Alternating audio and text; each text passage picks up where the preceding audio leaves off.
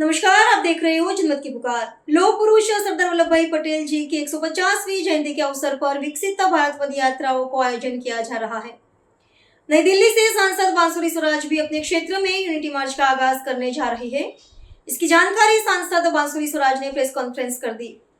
उन्होंने कहा कि यह कार्यक्रम प्रधानमंत्री नरेंद्र मोदी जी के जनभागीदारी से राष्ट्र निर्माण के विजन से प्रेरित है।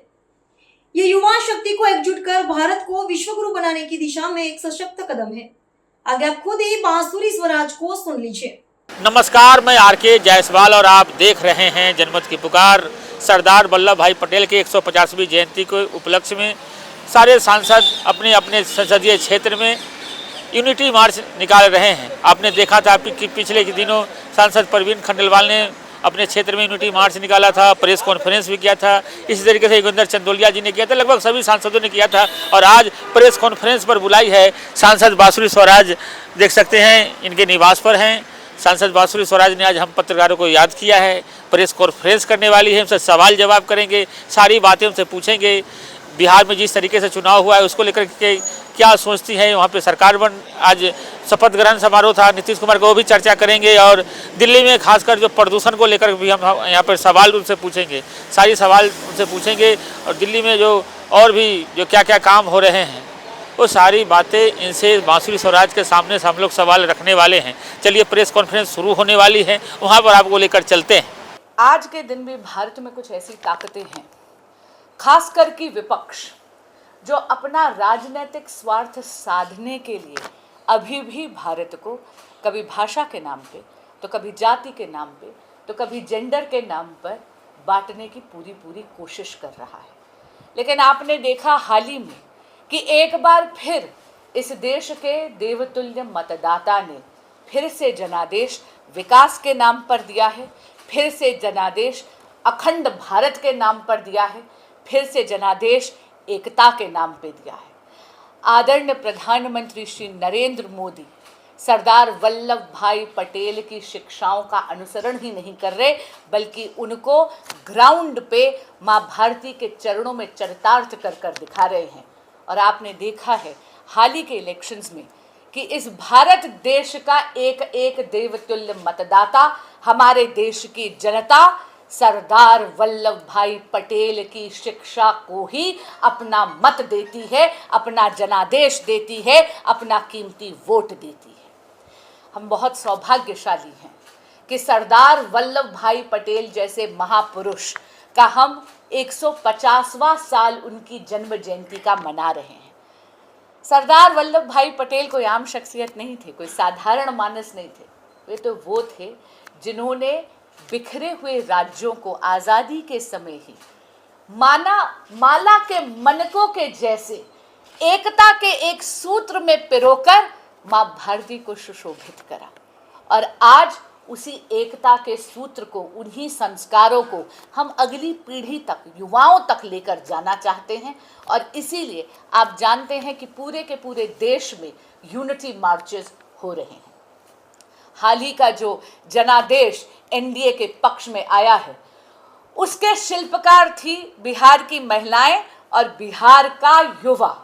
खास करके आपने देखा होगा विपक्ष जेनजी की बहुत दुहाई देती है। आपके माध्यम से मैं कहना चाहूंगी कि जेनजी ने दिखा दिया कि वो भी एक भारत श्रेष्ठ भारत ही चाहता है। और इसीलिए इसी बात को सेलिब्रेट करने के लिए नई दिल्ली संसदीय क्षेत्र में भी एक नहीं बल्कि दो पदयात्राएं, यानी unity marches to celebrate the spirit of Sardar Vallabhbhai Patel होने जा रही है। पहली मार्च हमारी निकल रही है कल, यानी शुक्रवार को 21 नवंबर 2025 को सुबह 10 बजे से। मैं आपको थोड़ा सा रूट के बारे में बताना चाहूँगी और इसके लिए मैं बहुत बधाई देती हूँ दिल्ली सरकार को, बड़ी बहन श्रीमती रेखा गुप्ता जी को, जो हमारी माननीय मुख्यमंत्री हैं, और हमारे डीएम साहब को भी, जिन्होंने ये सुनिश्चित कर दिया है कि कल का जो रूट है वो बहुत ही हिस्टोरिकल रूट है। आप भी जानते हैं कि दिल्ली एजुकेशन का हब माना जाता है। तो देखिए, हम लोग सबसे पहले तो शुरू करेंगे लेडी श्री राम कॉलेज के गेट नंबर 2 पे, जब भी आप महिला सशक्तिकरण की बात करते हैं, जब भी आप फॉर्मिडेबल महिलाओं की बात करते हैं, तो आपको सबसे पहले याद आता है एलएसआर कॉलेज। अगर आप इसके इलस्ट्रियस अलमनाई देखें, मेरे फील्ड में ही देखें, तो जस्टिस गीता मित्तल वहाँ की अलमनस हैं, वहाँ पर जस्टिस इंदु मल्होत्रा जो सुप्रीम कोर्ट की रिटायर्ड जस्टिस हैं, वो एलएसआर से आई हैं, खुद गीता गोपीनाथ वहाँ की अलमनस हैं। तो एलएसआर जैसी एक इंस्टीट्यूशन से जो महिला सशक्तिकरण, जो महिलाओं की शिक्षा के प्रति अपनी प्रतिबद्धता के लिए जानी जाती है, वहाँ से हम लोग शुरू करेंगे ये रूट। और उसके बाद हम लोग जाते हैं सबसे पहले तो हम लोग जाएंगे आशिमा चौधरी रोड पर, जो कि आप जानते हैं कि वो बहुत लंबे समय तक south Delhi polytechnic for women की बहुत लंबे समय तक प्रिंसिपल रही थी। उसके बाद हम लोग जाते हैं लाला लाजपत राय मार्ग पर। लाला लाजपत राय आप जानते हैं कि वो तो स्वयं पंजाब केसरी की उपाधि से देश का बच्चा बच्चा उनको नवाजता है, क्योंकि आप जानते हैं कि वो हैं जिन्होंने अपनी प्राणन की आहुति दे दी माँ भारती को आज़ादी दिलाने के लिए। यही नहीं, आप जब हम यूनिटी की बात करते हैं, क्योंकि ये यूनिटी मार्च है, तो हम विचारधारा और पॉलिटिकल आइडियोलॉजी के डिफरेंसेस को छोड़कर आप देखेंगे कि हम गुरमुख निहाल सिंह मार्ग पर भी जा रहे हैं, जो आप जानते हैं कि दिल्ली के दूसरे मुख्यमंत्री भी थे और राजस्थान के पहले गवर्नर भी थे। पूरा का पूरा मार्च हम लाकर समाप्त करेंगे फ्रैंक एंथनी स्कूल पर, एक ऐसी शख्सियत जो 20 वर्ष से ज़्यादा राज्यसभा के मेंबर रहे, जिन्होंने भारत के विभाजन का यानी पार्टीशन का पुरजोर मुखालफत करी। ये एक मुहिम है जहां पर हम कोशिश कर रहे हैं कि दिल्ली का युवा हमारे साथ आए। कॉलेज के स्टूडेंट्स होंगे, स्कूल के स्टूडेंट्स होंगे और भी हमारे युवा साथी इसमें आएंगे और आप देखेंगे भारती को एक ट्रिब्यूट दी जाएगी। तिरंगे के नीचे हम लोग मार्च करेंगे और सरदार वल्लभ भाई पटेल को एक ट्रिब्यूट देंगे। उसी तरह करोल बाग के जिले में हम लोग ये मार्च कर रहे हैं 23 तारीख को, जो कि संडे है। ये मार्च दिल्ली की सबसे आइकॉनिक, सबसे भीड़ भाड़ के लिए जाने वाली, सबसे चटोरी खाने के लिए जाने वाली एक ऐसी मार्केट है, यानी पहाड़गंज। दिल्ली में जो भी आता है, नई दिल्ली रेलवे स्टेशन से उतरते सबसे पहला परिचय उसका अगर दिल्ली में होता है तो वो है पहाड़गंज। इसीलिए ये स्थान चुना गया है, क्योंकि it's a very iconic market. हम लोग शुरू करेंगे ये पर्टिकुलर मार्च डॉक्टर मुंजे चौक से। आप भी जानते हैं कि डॉक्टर मुंजे अपने आप में एक बहुत ही विख्यात फ्रीडम फाइटर थे।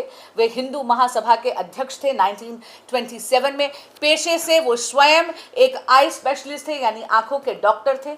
वहाँ से हम लोग जाएंगे मेन बाजार में, फिर हम जाएंगे छेटूटी चौक, सत्यम चौक, इंपीरियल सिनेमा, राजगुरु चौक, यानी दोबारा युवाओं को प्रेरणा देने के लिए राजगुरु जी, वो व्यक्ति जिसने अपनी जवानी और अपने प्राणों की आहुति दे दी माँ भारती को आज़ाद करने के लिए। और फिर हम लोग इस मार्च को समाप्त करेंगे देश बंधु चौक पर, जो अपने आप में एक ऐसी शख्सियत हैं जो अपनी फिलैंथ्रोपी के लिए जाने जाते हैं। यानी दोनों रूट्स भी ऐसे लिए गए हैं ताकि हर एक पड़ाव पर हमारे युवाओं को और ज़्यादा प्रेरित किया जा सके।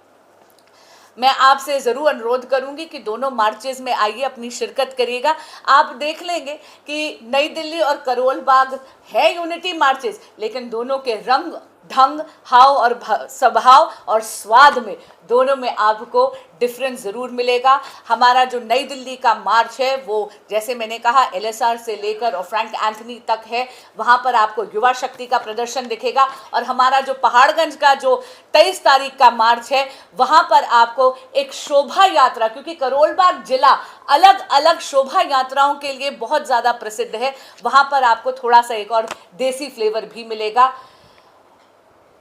हम सब का ये दायित्व है कि सरदार वल्लभ भाई पटेल केवल एक ऐसी शख्सियत ना बन के रह जाएं जो केवल इतिहास की पन्नों में रहें या स्कूल में पढ़ाई जाए। ये दायित्व है हम सब का कि आने वाली पीढ़ी को उनके संस्कारों से केवल परिचित ही नहीं करा जाए, बल्कि ये सुनिश्चित करे कि वो बच्चे उन संस्कारों को ग्रहण करें और उन पर चलें। एक भारत श्रेष्ठ भारत, ये नींव है विकसित राष्ट्र की, विकसित भारत की। एक ऐसा संकल्प जो निश्चित ही हम आदरणीय प्रधानमंत्री श्री नरेंद्र मोदी जी के नेतृत्व में संकल्प को सिद्धि तक लेकर जाएंगे। आप सब आए, बहुत बहुत धन्यवाद। अगर आपने हमारा अभी तक चैनल सब्सक्राइब नहीं किया है तो कृपया चैनल सब्सक्राइब कर लें, लाइक करें, शेयर करें, कमेंट करें। तो मिलते हैं फिर किसी और खबरों के साथ। नमस्कार।